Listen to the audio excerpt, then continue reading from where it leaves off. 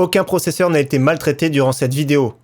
C'est totalement faux, je vous explique ça plutôt en fin de vidéo. Salut tout le monde, c'est Flo, j'espère que vous avez la forme. Et oui, on continue notre petit tour des PC gamers pour cet été 2020. Donc j'ai fait une vidéo avec un PC à 470 €. Aujourd'hui, j'ai monté un PC à moins de 800 €. D'ailleurs, il est juste ici à côté de moi. Donc comme d'habitude, pour commencer, je vous présente tous les composants. Et après, on va se retrouver pour parler des performances, du bruit, etc. Donc première étape, les composants que j'ai utilisés ainsi que leur prix. Déjà, comme vous voyez, le boîtier ici, donc c'est le Calling Bastion RGB qui coûte 59,99 €. Donc il est juste là, la vitre en verre trempé, je vais déjà l'ouvrir parce que ça fait un petit reflet. Donc voilà, il s'ouvre comme ça, la fenêtre c'est vraiment sympathique, il y a juste deux vis. Et on enlève la vitre. Donc faut faire attention, celle-ci, je dis tout le temps que c'est fragile, mais ça c'est du 3 mm d'épaisseur, donc faites bien attention, celui-ci c'est vraiment très fragile. Donc on y reviendra plutôt en détail tout à l'heure, mais il y a une petite bande ici qui est RGB, c'est sympathique en bas, ainsi que le ventilateur RGB. Donc je vais l'éteindre pour le moment parce que c'est bruyant, on va y revenir tout à l'heure au niveau des performances et du bruit. Donc pas grand chose à lui reprocher hormis son bruit qu'on va voir tout à l'heure, mais il est vraiment super joli, pas très cher, et il peut accueillir des configurations ATX, micro ATX, mini ATX sans souci. Donc ce boîtier, moins de 60 €, c'est vraiment super intéressant. Également on pourra mettre un boîtier, une nouveauté que j'ai vue entre temps de chez Cooler Master, c'est le MB311L adressable RGB qui coûte plus ou moins le même prix, et comme c'est une configuration notamment la carte mère micro ATX, il n'y a vraiment pas de souci. Donc après c'est suivant vos choix, il n'y a vraiment pas beaucoup de contraintes au niveau boîtier pour cette configuration. Donc on est parti dans ce budget sur un Ryzen 5 3300X. Alors moi personnellement j'aime beaucoup ce processeur, il est vraiment super récent. C'est un processeur 4 cœurs 8 threads avec une très bonne fréquence de plus de 4 GHz et qui coûte vraiment 145 €. Il est très performant en jeu, donc ça rappelle un petit peu les anciens Core i7, notamment qui faisaient 4 cœurs 8 threads. Donc c'est l'entrée de gamme de chez Ryzen. D'ailleurs les Core i3 de 10e génération ont repris également du 4 cœurs 8 threads. Donc bon petit processeur, le ventirad qui est dans la boîte avec la pâte thermique préappliquée dessus, on va se servir de celui-ci d'ailleurs. Mais en dépassant le budget, je vais vous donner aussi des options bonus, notamment ventirad et water cooling. Personnellement pour un PC à 800 €, je trouve qu'il est vraiment excellent, c'est un des meilleurs dans son budget. Donc sur certains jeux, il est vraiment très proche d'un Ryzen 5 3600 notamment. Par contre, si un jeu est développé pour avoir bénéficié du multithread, ça va être vraiment plus difficile par rapport à un Ryzen 5 3600, donc ce sera légèrement en retrait. Donc après, ça vous de voir, 145 €. Si vous avez un budget supplémentaire, ça peut être très bien par exemple de prendre un Ryzen 5 3600 dans cette même configuration. Donc on dépasse bien sûr le budget de 800 €. La carte mère que j'ai utilisée, c'est une carte mère de chez MSI, la B450M pour micro ATX, Pro VDH Max. Donc Max, c'est tout ce qui est compatible avec tous les Ryzen du marché, donc une large compatibilité de processeurs Ryzen, donc première, deuxième, troisième génération. C'est une carte mère qui coûte 75 €, c'est vraiment super bien placé. Bien sûr, dans un boîtier ATX comme celui-ci, si vous avez plus de budget, il y a des cartes mères qui coûtent environ 100, 120 € qui sont vraiment excellentes. D'ailleurs, il y a les B550 qui sont sorties ou qui vont sortir et qui coûtent un tout petit peu plus cher à leur sortie. Mais après, si vous voyez cette vidéo par exemple dans 2 mois, 3 mois, 6 mois, donc n'hésitez pas à regarder plutôt les cartes mères B550. Et si d'ailleurs cette configuration-là vous convient pas, ou si vous regardez la vidéo beaucoup plus tard, il y a, comme je le dis à chaque fois, il y a mon site internet, c'est la première ligne de la description. Donc n'hésitez pas à checker mon site internet avec les configurations qui seront vraiment plus à jour. Et également, bien sûr, j'ai pas précisé, mais tout ce que je présente dans cette vidéo, c'est tout est dans la description. Donc on continue notre petit tour avec 16 Go en DDR4 3000 ici. Donc 16 Go à prix super intéressant, ça tourne entre 62 et 67 €. C'est la marque G-Skill. DDR4 3000, donc faites bien attention comme je le dis à chaque fois, pour que la fréquence tourne en DDR4 3000, un petit tour dans le BIOS, vous activez le profil XMP, donc il y a juste un petit bouton à appuyer pour avoir la fréquence en DDR4 3000. Par défaut, ça tourne à DDR4 2133, donc là ça fait brider quand même les performances. Donc pas grand chose à leur reprocher, seulement le look est vraiment pas génial, mais quand même le PCB est noir, donc ça fait comme une petite étiquette métallique collée dessus. Je les trouve vraiment pas trop mal, même si c'est pas les plus belles du marché, mais surtout le prix est vraiment extra. Donc pour la partie stockage, c'est vraiment du classique maintenant, c'est-à-dire SSD Silicon Power en 256 Go, le prix a baissé à 35 €. Il est vraiment très performant, c'est un SSD SATA milieu de gamme qui fait vraiment le travail que je vous recommande fortement. Et en complément bien sûr, parce que 256 Go c'est vraiment très juste, j'ai mis un SSD de 1 Tera 7200 tours par minute de chez Seagate qui coûte environ 42 €. Donc c'est un prix super intéressant, c'est vraiment le combo idéal que je conseille vraiment fortement dans les PC qui vont, on va dire qu'entre 700 et 1200 €, c'est vraiment excellent. Donc ensuite, pour alimenter tout ça, et on finira par la carte graphique, donc alimentation de chez Sharkoon, une nouveauté, la SHP 600 watts. Donc j'avais présenté la version 500 watts dans le PC à 470 € et j'avais été vraiment satisfait. Donc version 600 watts, c'est vraiment très bien pour cette configuration, même pour mettre des cartes graphiques plus puissantes. Donc ici 600 watts 80 plus bronze, le prix est vraiment canon. Sur le site Alternate à 54 €. Donc bien sûr dans le calcul de ma configuration j'ai inclus également les frais de port, donc vous inquiétez pas, c'est toujours moins de 800 € le total. Donc très bonne alimentation, les câbles qui sont gainés noirs qui sont plats. Compatibilité également pour les CPU, vous savez les cartes mères haut de gamme qui ont besoin de plusieurs connecteurs d'alimentation, donc c'est compatible sans souci avec cette alimentation. Alors j'ai bien aimé, sur le 12 volts on va regarder la puissance, c'est du 540 watts sur du 12 volts, donc c'est vraiment pas mal, le rendement 80 plus bronze. Donc pour le prix, c'est vraiment une des meilleures du moment. Et qui dit PC Gamer dit carte graphique avec la très belle Sapphire RX 5600 XT pour moins de 300 €. Alors j'aime beaucoup cette carte graphique, j'avais jamais testé et franchement je suis bluffé. Elle est vraiment très performante, on va voir tout de suite après les performances. Mais pour moins de 300 €, c'est vraiment une excellente carte graphique pour jouer en 1080p Ultra. D'ailleurs je ferai tous les tests en Ultra. Elle est vraiment au top. Donc pourquoi elle est au top? Parce que déjà elle consomme moins qu'une RTX 2060, elle consomme un petit peu moins. Elle ne bénéficie pas des effets de ray tracing, mais ça pour ce budget c'est assez compliqué de toute façon de les activer avec une RTX 2060. Bien sûr ça dépend des jeux, mais là au niveau performance c'est vraiment top pour moins de 300 €. Franchement elle est vraiment très bien, elle refroidit bien, elle chauffe pas, vous allez voir, bon système de refroidissement et je trouve que ça rend vraiment très bien dans ce boîtier, notamment. Il y a du petit rouge ici et sur l'étiquette de la RAM, il y a aussi du rouge. Donc cette version Pulse avec cette petite backplate, elle est vraiment super bien finie. Donc excellente carte graphique pour moins de 300 €. Pour moi, c'est la meilleure. Et si vous voulez également, il y a les versions XFX qui sont vraiment très bien. Donc faut faire attention d'ailleurs sur les RX 5600 XT parce qu'elles ont vraiment pas toutes les puces mémoire en haute capacité, donc les hautes fréquences. Ici, c'est avec le BIOS à jour. Il y a des versions qui n'ont pas le BIOS à jour, qui sont moins performantes.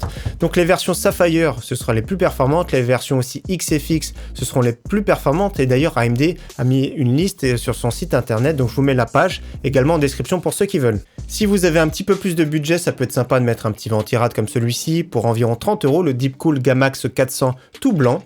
Alors c'est vraiment bien, ça dépasse légèrement le budget, mais vous avez vu, le radiateur est peint en blanc.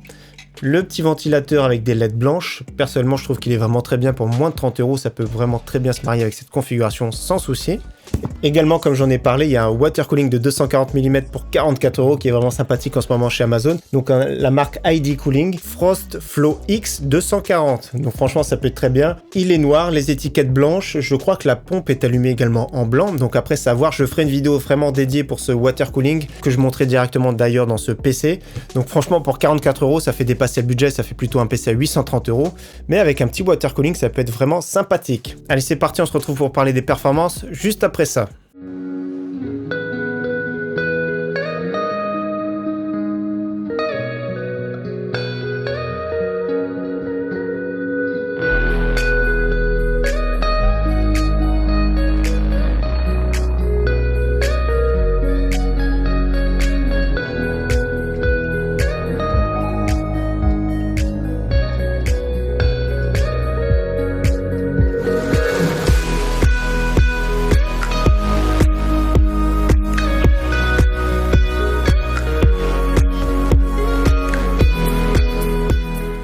Donc le montage s'est vraiment très bien passé, sauf une petite chose, j'appuie sur le bouton power, il se passe rien du tout. Alors comme je vous ai dit en début de vidéo, vous avez vu le petit accident que j'ai eu avec le processeur, et ben j'ai vraiment eu un souci, donc j'ai tout démonté, je pensais que ça venait de l'alimentation, il se passait aucun signal, donc je démonte tout, j'essaye avec une autre alimentation, il se passe rien du tout. Tout de suite le petit déclic que j'ai eu dans ma tête, ça peut être le processeur. Donc à première vue le processeur avait pris aucun dégât, mais ce qui s'est passé, c'est qu'il y avait un pin qui était légèrement tordu. Donc j'ai démonté le ventirad d'origine, j'ai bien vérifié de près et effectivement il y avait un tout petit pin du processeur qui était tordu, donc il avait pris un petit coup, comme vous avez vu la petite chute au début de la vidéo.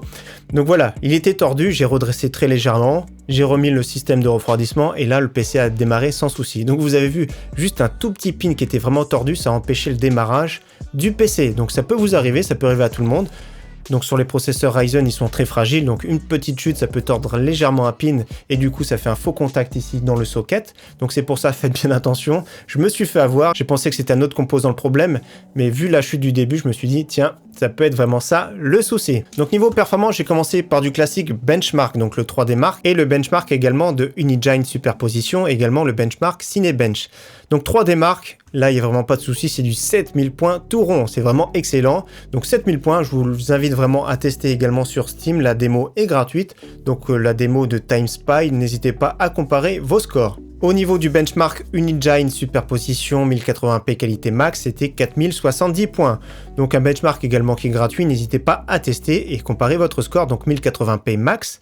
Et j'ai quand même voulu faire un petit Cinebench R20 pour tester le processeur, donc le Ryzen 3 3300X. Donc j'ai fait 2493 points et un Ryzen 5 3600 pour le comparer, c'était 3366 points. Donc pour voir la différence, c'est plus pour voir la performance du processeur en applicatif. Donc justement en précision, parce que vous allez me demander, si vous voulez un PC qui va servir pour stream, je vous conseille fortement plutôt d'employer un Ryzen 5 3600 ou alors Ryzen 7 3700X, mais bien sûr le budget ce sera quand même un peu plus conséquent.